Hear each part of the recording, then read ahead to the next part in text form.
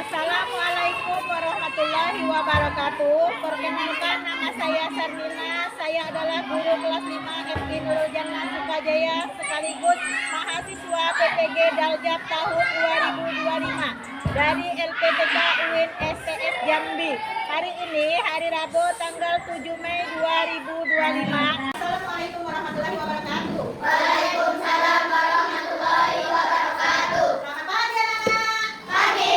Pagi, selamat pagi. Bagaimana kabar kalian hari ini? Alhamdulillah luar biasa, tetap semangat, terus semangat. Yes, Allahu Akbar, Allahu Akbar. Baiklah, sebelum mulai pelajaran, kita berdoa terlebih dahulu. Doa dipimpin oleh ketua kelas. Silakan. Bismillahirrahmanirrahim. Alhamdulillahirabbil alamin. Ar-Rahmanirrahim. Maliki yaumiddin. Iyyaka na'budu wa iyyaka nasta'in. Ihdinas siratal mustaqim. Siratal ladzina an'amta 'alaihim ghairil maghdubi 'alaihim waladdallin. Amin. Bismillahirrahmanirrahim. Rabbi zidni ilman warzuqni fahman. Amin. Assalamualaikum warahmatullahi wabarakatuh. Waalaikumsalam warahmatullahi wabarakatuh. Baiklah, absen dulu ya hari ini. Evita, Arif Al-Farisi, duduk. Ayo duduk, Bi. Febrian Sunai Akbar. Hadir. Masyarita Amalia. Muhammad Ghazia. Nabila. Nadifa. Putri. Irin. Ya, berarti hari ini ada semua ya. Alhamdulillah, berarti kita masih diberi kesehatan sehingga kita dapat melaksanakan pelajaran seperti biasa. Nah, sebelum mulai pelajaran, mari kita nyanyikan dulu lagu Berkibarlah Benderaku untuk semuanya harap berdiri. Dan kita lanjutkan nanti dengan profil Pancasila.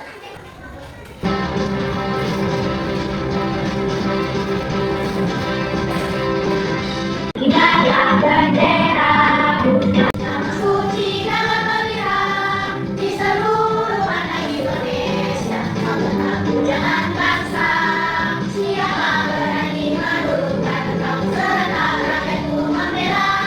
Sampai bunyi yang meriah, berkibarlah selama-lamanya. Belajar Pancasila, beriman dan bertakwa pada Tuhan yang Esa dan berakhlak mulia, berkebinekaan global, gotong royong mandiri, kreatif dan bernalar kritis. Belajar Pancasila, beriman dan bertakwa pada Tuhan yang Esa dan berakhlak mulia, berkebinekaan global, gotong royong mandiri, kreatif dan bernalar kritis. Semangat, silakan kalian duduk dulu. Untuk mengajak semangat, mari kita tepuk semangat. Tepuk semangat. Oke, semangat ya untuk hari ini. Hari ini kita akan belajar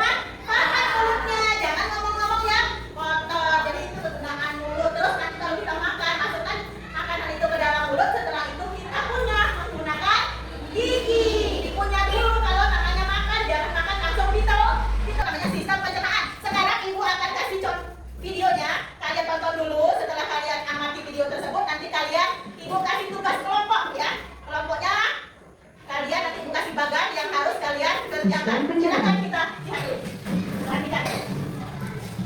Pencernaan dimulai di dalam mulut. Gigi memotong makanan.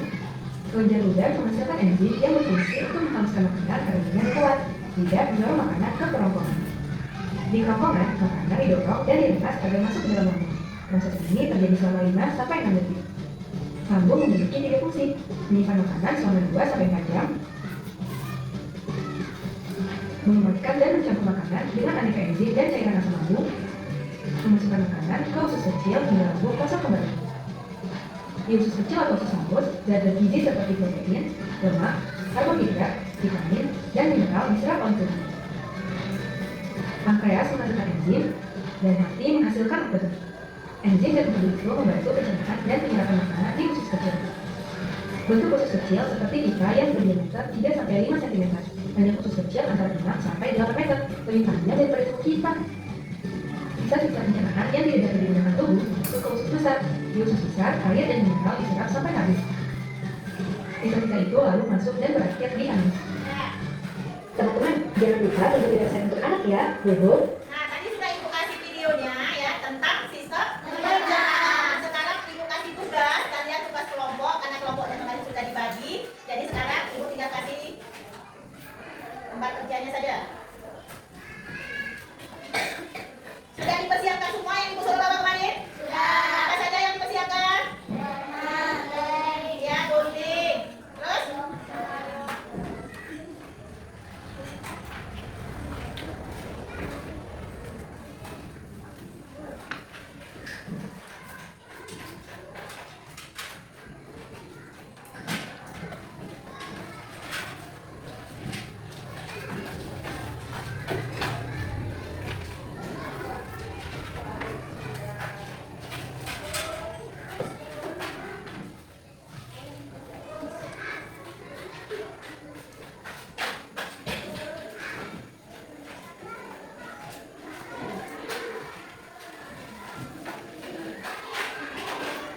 Baiklah, di sini ibu kasih ya bagan sistem pencernaan.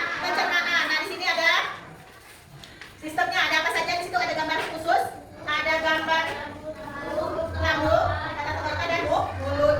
Ya, nanti kalian kerjasama bersama temannya ya.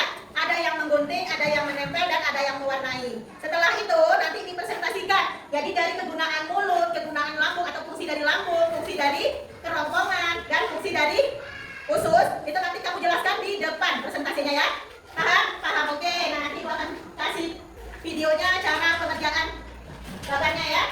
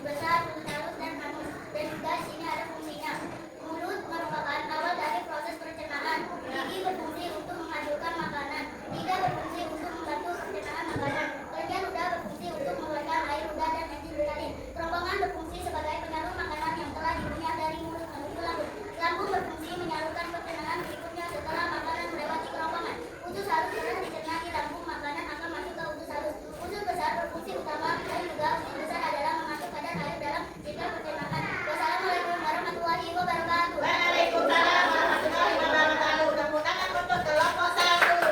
Ayo kelompok 2 jangan sampai kalah. Kelompok 2, kelompok 3. Ditunggu presentasinya.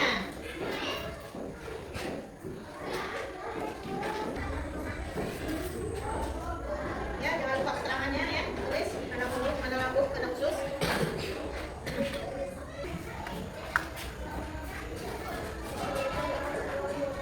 Waalaikumsalam warahmatullahi wabarakatuh.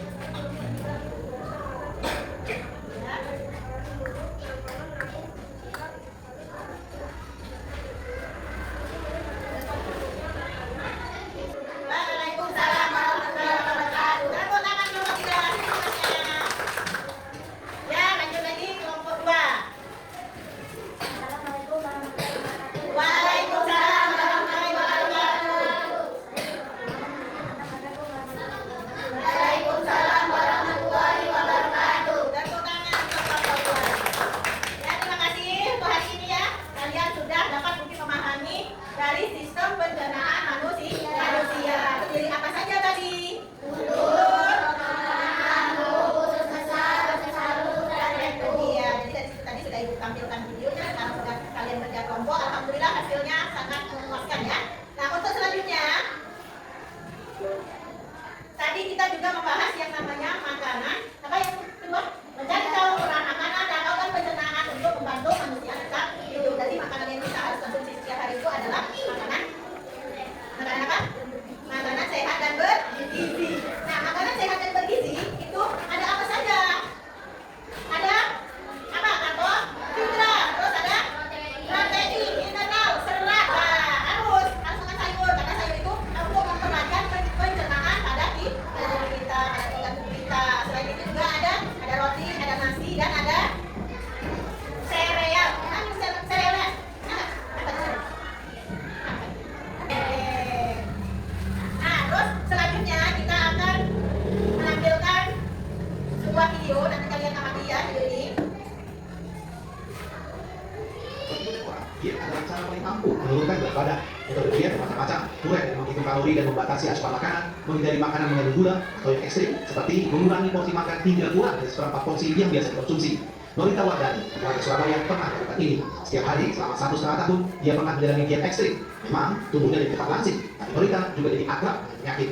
Pagi, saya hanya makan 3 slice kentang. Saya pakai kentang yang ukuran besar. Hanya 3 slice tipis, lalu ada sedikit sayur. Kemudian ada beberapa kesalahan dalam berdiet. Menurut dokter spesialis penyakit dalam Rumah Sakit Dr. Sutomo, Ami Viviani, di antaranya mengkombinasi makanan yang salah, menghindari karbohidrat, terlalu banyak protein, dan melupakan air putih.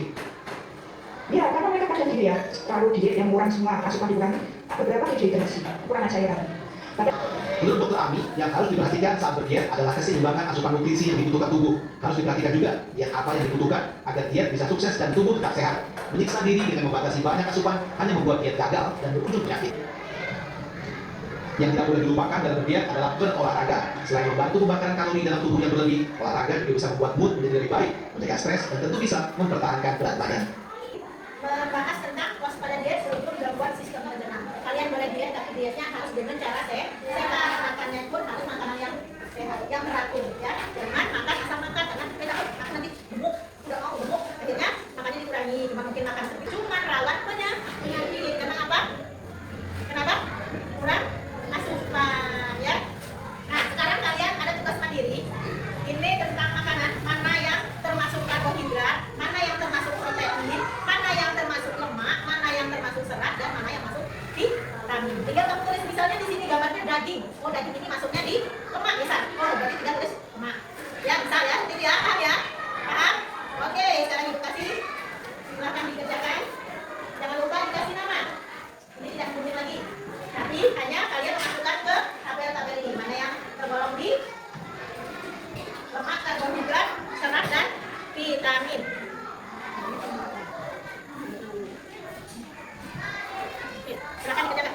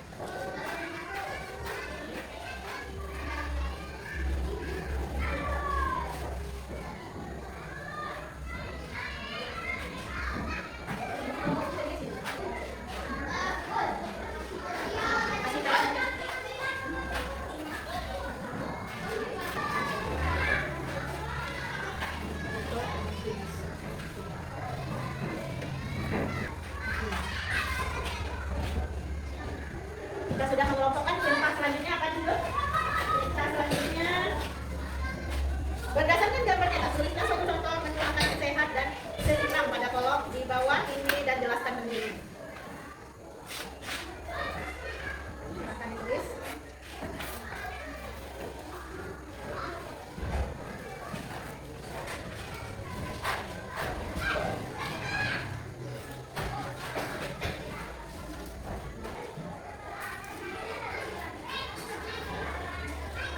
Oke, di situ misalnya sarapan pagi, ada menunya ada apa saja biasa sarapan pagi. Saya tulis sarapan pagi biasanya apa?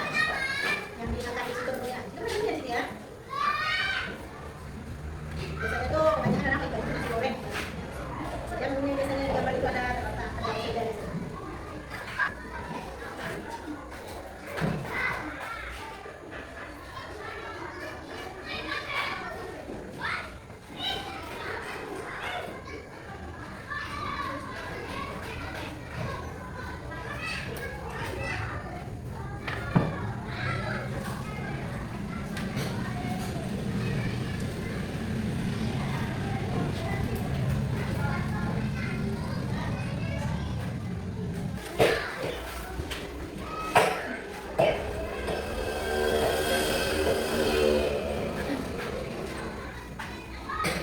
Siap. Siap, boleh dikumpul. Jangan lupa nama.